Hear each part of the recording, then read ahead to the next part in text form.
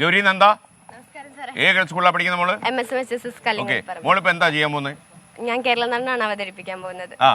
അപ്പൊ കേരള നടനം എന്ന് പറഞ്ഞാല് എല്ലാവർക്കും മനസ്സിലാക്കാൻ പറ്റുന്ന കേരളത്തിന്റെ തനതായ രൂപമാണ്. ഗുരു ഗോപിനാഥാണ് ഇതിന്റെ ഉപജ്ഞാതാവ്.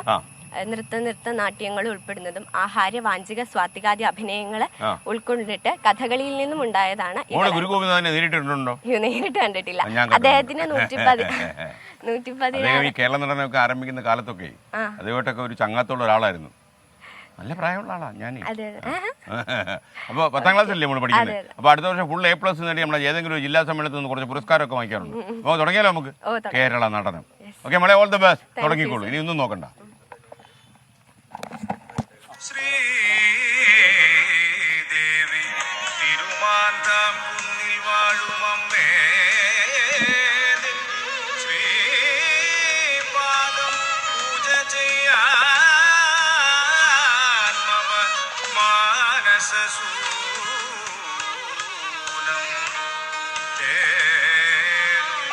കളം പാട്ടി നന്ദുടി വീട്ടിടാം ഞാൻ.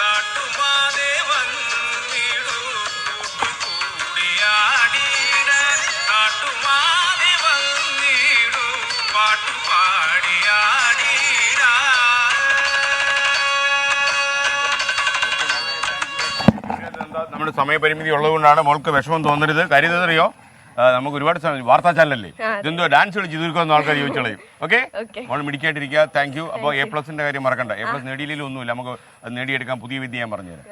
ഓക്കെ.